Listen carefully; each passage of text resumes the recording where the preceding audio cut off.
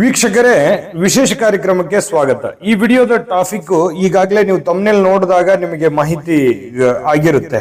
ಏನಿದೆ ಕಂಟೆಂಟ್ ಅಂತಂದ್ರೆ, ಮಗು ಜನಿಸಿದಾಗ ಆ ಜನನ ನಕ್ಷತ್ರದ ದೋಷಗಳ ಬಗ್ಗೆ, ಯಾವ್ಯಾವ ನಕ್ಷತ್ರ ದೋಷಕಾರಕವಾಗಿರುತ್ತವೆ, ಜೊತೆಗೆ ಎಷ್ಟು ದಿನ ದೋಷಕಾರಕವಾಗಿರುತ್ತವೆ, ಬಹಳಷ್ಟು ಮುಖ್ಯವಾದ ವಿಚಾರ, ನೀವು ತಿಳಿದುಕೊಳ್ಳಲೇಬೇಕಾಗಿರ್ತಕ್ಕಂತಹ ಇಂಟ್ರೆಸ್ಟಿಂಗ್ ಆಗಿರತಕ್ಕಂತ ವಿಚಾರ ಈ ವಿಡಿಯೋದಲ್ಲಿ ತಾವು ತಿಳಿದುಕೊಳ್ತಾ ಇರತಕ್ಕಂಥದ್ದು. ಬಹಳ ಜನರಿಗೆ ಮನಸ್ಸಿನಲ್ಲಿ ಕೆಲವೊಂದು ಪ್ರಶ್ನೆಗಳಿರುತ್ತೆ, ಅದನ್ನು ಸುಲಭವಾಗಿ ನೀವೇ ಅರ್ಥ ಮಾಡ್ಕೊಳ್ಳೋ ತರ ತಿಳಿಸುವಂತ ಪ್ರಯತ್ನ ನಾವಿಲ್ಲಿ ಮಾಡ್ತಾ ಇರತಕ್ಕಂಥದ್ದು. ನೀವು ಫಸ್ಟ್ ಟೈಮ್ ಚಾನಲ್ ನೋಡ್ತಾ ಇದ್ರೆ, ಬಹಳ ದಿನಗಳಿಂದ ಚಾನಲ್ ನೋಡ್ತಾ ಇದ್ದು ಸಬ್ಸ್ಕ್ರೈಬ್ ಮಾಡ್ಕೊಂಡಿಲ್ಲ ಅಂತಂದ್ರೆ ದಯವಿಟ್ಟು ಈ ಕೂಡಲೇ ಸಬ್ಸ್ಕ್ರೈಬ್ ಮಾಡ್ಕೊಳ್ಳಿ, ಬೆಲ್ ಐಕನ್ ಪ್ರೆಸ್ ಮಾಡ್ಕೊಳ್ಳಿ. ಫೇಸ್ಬುಕ್ ಅಲ್ಲೂ ನಮ್ಮ ಚಾನಲ್ ಸಿಗ್ತಾ ಇದೆ, ಫಾಲೋ ಮಾಡ್ಕೊಳ್ಳಿ ಅನ್ನುವಂತ ಮಾತನ್ನ ಹೇಳ್ತಾ, ವೀಕ್ಷಕರೇ, ಮಗು ಜನನವಾದಾಗ ಬಹಳಷ್ಟು ವಿಷಯಗಳಿರುತ್ತೆ. ನಾನು ನೇರವಾಗಿ ವಿಷಯಕ್ಕೆ ಬಂದ್ಬಿಡ್ತೀನಿ. ಇವತ್ತಿನ ಟಾಪಿಕ್ಕಿನ ಕಂಟೆಂಟ್ ಏನಿದೆ ಅನ್ನೋದ್ರ ಬಗ್ಗೆ ತಿಳಿಸ್ಬಿಡೋಣ.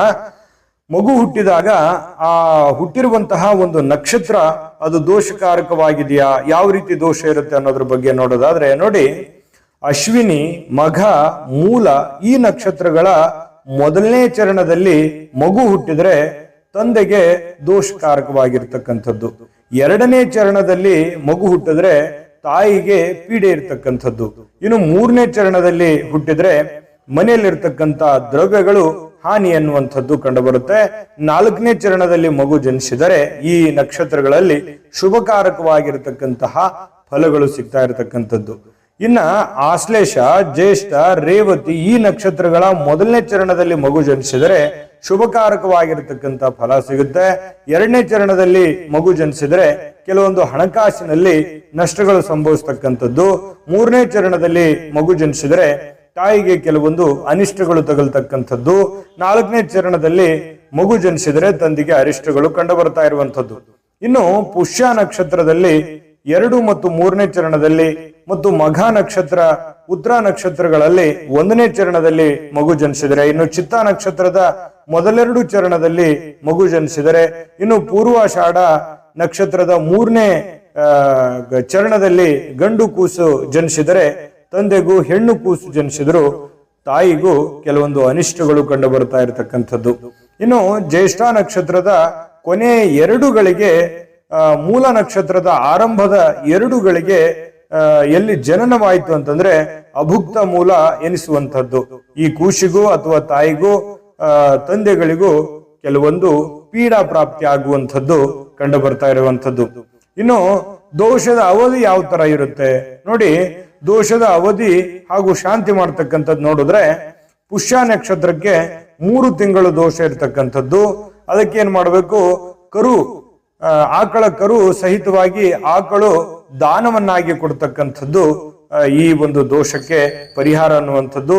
ಉತ್ತರ ನಕ್ಷತ್ರದ ದೋಷಕ್ಕೆ 2 ತಿಂಗಳು ದೋಷ ಇರ್ತಕ್ಕಂಥದ್ದು. ಎಳ್ಳು ತುಂಬಿದ ಪಾತ್ರೆಯನ್ನ ದಾನವನ್ನಾಗಿ ಕೊಡ್ತಕ್ಕಂಥದ್ರಿಂದ ದೋಷವನ್ನ ಪರಿಹಾರವನ್ನ ಮಾಡ್ಕೊಳ್ತಕ್ಕಂಥದ್ದು. ಇನ್ನು ಪೂರ್ವಾಷಾಢ ನಕ್ಷತ್ರಕ್ಕೆ 4 ತಿಂಗಳು ದೋಷ ಇರ್ತಕ್ಕಂಥದ್ದು. ಬಂಗಾರ ಹಾಗೂ ವಸ್ತ್ರದಾನವನ್ನ ಮಾಡ್ತಾ ಇರ್ತಕ್ಕಂಥದ್ರಿಂದ ದೋಷದಿಂದ ವಿಮುಕ್ತರಾಗುವಂಥದ್ದು. ಇನ್ನು ಚಿತ್ತ ನಕ್ಷತ್ರಕ್ಕೆ 6 ತಿಂಗಳು ದೋಷಗಳು ಇರ್ತಕ್ಕಂಥದ್ದು. ಕುರಿ ಅಥವಾ ಕಂಬಳಿಯನ್ನ ದಾನವನ್ನಾಗಿ ಕೊಟ್ರೆ ಆ ದೋಷಗಳು ವಿಮೋಚನೆ ಆಗ್ತಕ್ಕಂಥದ್ದು. ಇನ್ನು ಅಶ್ವಿನಿ, ಮಘ, ರೇವತಿ ನಕ್ಷತ್ರಗಳಿಗೆ 3 ತಿಂಗಳು ದೋಷ ಇರ್ತಕ್ಕಂಥದ್ದು. ಬಂಗಾರ, ವಸ್ತ್ರದಾನವನ್ನ ಮಾಡ್ತಕ್ಕಂಥದ್ರಿಂದ ದೋಷಗಳು ನಿವಾರಣೆ ಆಗ್ತಕ್ಕಂಥದ್ದು. ಇನ್ನು ಈ ಆಶ್ಲೇಷ ನಕ್ಷತ್ರಕ್ಕೆ 9 ತಿಂಗಳು, ಜ್ಯೇಷ್ಠ ನಕ್ಷತ್ರಕ್ಕೆ 15 ತಿಂಗಳು, ಮೂಲ ನಕ್ಷತ್ರಕ್ಕೆ 8 ವರ್ಷಗಳವರೆಗೆ ದೋಷಗಳಿರ್ತಕ್ಕಂಥದ್ದು. ಇದಕ್ಕೇನ್ ಮಾಡ್ಬೇಕು, ಗೋಮುಖ ಪ್ರಸವ ನವಗ್ರಹ ಶಾಂತಿಯನ್ನ ಮಾಡಿಸ್ತಕ್ಕಂಥದ್ರಿಂದ ಬಹಳಷ್ಟು ಒಳ್ಳೆಯ ಫಲಗಳು ಸಿಗುತ್ತೆ. ಜೊತೆಗೆ ಆ ದೋಷಗಳು ನಿವಾರಣೆ ಆಗುತ್ತೆ. ಆಕಳು, ಬಂಗಾರ, ಅನ್ನ, ವಸ್ತ್ರದಾನಗಳನ್ನ ಮಾಡ್ತಕ್ಕಂಥದ್ರಿಂದ ಈ ದೋಷಗಳು ವಿಮೋಚನೆ ಆಗುತ್ತೆ. ಚಿಂತೆ ಮಾಡುವಂತ ಅವಶ್ಯಕತೆ ಇಲ್ಲ. ಇನ್ನು ಕೃಷ್ಣ ಪಕ್ಷದ ಚತುರ್ದಶಿ, ಅಮಾವಾಸ್ಯೆಗಳು, ವೈದ್ಯುತಿ, ವ್ಯತಿಪಾತಗಳಲ್ಲಿ ಜನನವಾಯಿತು ಅಂತಂದ್ರೆ ದೋಷಕಾರಕವಾಗುವುದರಿಂದ ಶ್ರೀ ರುದ್ರ ಗಣಸಹಸ್ರ, ಶಿವಸಹಸ್ರಾದಿ ಪಾರಾಯಣಗಳಿಂದ ದೋಷಗಳು ಪರಿಹಾರ ಆಗುತ್ತೆ ಅನ್ನುವಂಥದ್ದು ಪಂಚಾಂಗದಲ್ಲಿ ಬರುತ್ತೆ. ಇನ್ನು ನಕ್ಷತ್ರೋಕ್ತ ದೋಷ ಕಾಲದವರೆಗೂ ಕೂಡ ತಂದೆಯು ಕೂಸಿನ ಮುಖ ನೋಡದೇ ಇರತಕ್ಕಂಥದ್ದು ಒಳ್ಳೆಯದು. ಶಾಂತಿ ಮಾಡಿಸಿದ ನಂತರ ಮಗುವಿನ ಮುಖ ನೋಡತಕ್ಕಂಥದ್ದು ತುಂಬಾ ಒಳ್ಳೆಯ ಫಲಗಳು ಸಿಗುತ್ತೆ. ಗೋಮುಖ ಪ್ರಸವಾದಿ ಶಾಂತಿಗಳನ್ನ ಜನನ ನಕ್ಷತ್ರವು ಎಂದು ಬರುತ್ತೋ ಅದೇ ದಿವಸ ಮಾಡ್ತಕ್ಕಂಥದ್ದು ಬಹಳ ಒಳ್ಳೆಯದು. ಯಾವ ನಕ್ಷತ್ರದ ದಿನ ಮಗು ಜನಿಸಿದೆ ಅದೇ ನಕ್ಷತ್ರದ ದಿನ ಈ ಗೋಮುಖ ಪ್ರಸವಾದಿ ಶಾಂತಿಯನ್ನ ಮಾಡಿಸ್ತಕ್ಕಂಥದ್ದು ತುಂಬಾ ಉತ್ತಮವಾದಂತಹ ಫಲ ಸಿಗುತ್ತೆ. ಎಲ್ಲ ನಕ್ಷತ್ರಗಳ ಶಾಂತಿಗಳಲ್ಲಿಯೂ ಕೂಡ ಶಕ್ತ್ಯಾನುಸಾರ ಗಣಾರಾಧನೆ ಮಾಡ್ತಕ್ಕಂಥದ್ದು ಬಹಳಷ್ಟು ಒಳ್ಳೆಯ ಫಲ ಅನ್ನುವಂಥದ್ದು ಸಿಗುತ್ತೆ. ಈ ವಿಡಿಯೋ ನೀವು ನೋಡಿದ ಮೇಲೆ ಬಹಳ ತುಂಬಾ ಸುಲಭವಾಗಿ ಸರಳವಾಗಿ ತಿಳ್ಕೊಳ್ಳುವಂತಹ ಒಂದು ವಿಚಾರಗಳನ್ನ ನಾವಿಲ್ಲಿ ತಿಳಿಸಿದ್ದೀವಿ. ಇನ್ನು ಅನೇಕ ವಿಡಿಯೋಗಳು ನಮ್ಮ ಚಾನೆಲ್ ಅಲ್ಲಿ ಸಿಗುತ್ತೆ. ಈ ಕೂಡಲೇ ಈ ಚಾನೆಲ್ ಸಬ್ಸ್ಕ್ರೈಬ್ ಮಾಡ್ಕೊಳ್ಳಿ, ಬೆಲ್ ಐಕನ್ ಪ್ರೆಸ್ ಮಾಡ್ಕೊಳ್ಳಿ. ಸರ್ವೇ ಜನಃ ಸುಖಿನೋ ಭವಂತು. GB predictions. ನಿಮಗೆ ನಿಮ್ಮ ಮುಂದಿನ ಭವಿಷ್ಯ ಹೇಗಿದೆ ಅಂತ ತಿಳಿದುಕೊಳ್ಳುವ ಕುತೂಹಲ ಇದೆಯಾ?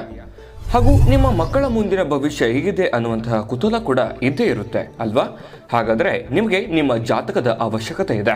ಹಾಗಿದ್ದರೆ ಇಲ್ಲಿದೆ ನಿಮಗೆ ಸುವರ್ಣಾವಕಾಶ. JB ಪ್ರೆಡಿಕ್ಷನ್ಸ್ ಅವರು ನೀಡುತ್ತಿರುವ ಜಾತಕಗಳನ್ನು ಈಗಲೇ ಆರ್ಡರ್ ಮಾಡಿ. ವಿದ್ಯಾಭ್ಯಾಸ, ಉದ್ಯೋಗ, ವಿವಾಹ, ಆರೋಗ್ಯ, ಸಂತಾನ, ವ್ಯಾಪಾರ ವ್ಯವಹಾರ, ಇನ್ನು ಜಾತಕದಲ್ಲಿನ ಅನೇಕ ಮಾಹಿತಿಗಳು ನೀವು ಮನೆಯಲ್ಲಿಯೇ ಕುಳಿತುಕೊಂಡು ಸರಳವಾಗಿ ತಿಳಿದುಕೊಳ್ಳಬಹುದು. ಹಾಗೂ ಕೆಲ ಸಮಸ್ಯೆಗಳಿಗೆ ಪರಿಹಾರಗಳು ಕೂಡ ತಿಳಿದುಕೊಳ್ಳಬಹುದು. ವಿಶೇಷವಾಗಿ ಈ ಜಾತಕದಲ್ಲಿ ಗೋಚಾರ ಫಲಗಳು, ನಕ್ಷತ್ರ ಫಲಗಳು, ಪಂಚಾಂಗ ಫಲಗಳು, ದಶಾಫಲಗಳು, ಪರಿಹಾರಗಳು ಕೂಡ ಹಾಗೂ ಜನ್ಮಕುಂಡಲಿಯ ಸಂಪೂರ್ಣ ವಿಶ್ಲೇಷಣೆ ಇದರಲ್ಲಿ ಮಾಡಲಾಗಿದೆ. ಈ ಜಾತಕಗಳು ಎಲ್ಲ ಭಾಷೆಗಳಲ್ಲಿಯೂ ದೊರೆಯುತ್ತವೆ. ನಿಮ್ಮ ಜಾತಕಗಳು ಪಡೆಯುವ 2 ವಿಧಾನಗಳು ಈ ರೀತಿ ಇದೆ. ಮೊದಲನೇ ವಿಧಾನ, ನಿಮ್ಮ ವಾಟ್ಸಪ್ ಸಂಖ್ಯೆಗೆ PDF ಫೈಲ್ನ ಮೂಲಕ ಕಳಿಸಲಾಗುತ್ತದೆ. ನೀವು ಇದನ್ನ ಮೊಬೈಲ್ನಲ್ಲಿಯೇ ಉಪಯೋಗಿಸಬಹುದು. ಇದನ್ನ ಪ್ರಿಂಟ್ ಕೂಡ ಹಾಕಿಸಿಕೊಳ್ಳಬಹುದು. ಇದರ ಬೆಲೆ 1100 ರೂಪಾಯಿ ಇರುವಂತಹ ಈ ಜಾತಕ ಕೇವಲ 499 ರೂಪಾಯಿಗೆ ಸಿಗ್ತಾ ಇದೆ. ಪ್ರತಿಯೊಂದು ಜಾತಕ 60 ರಿಂದ 80 ಪುಟಗಳು ಒಳಗೊಂಡಿರುತ್ತವೆ. ಆರ್ಡರ್ ಮಾಡುವ ವಿಧಾನ: 8197533688.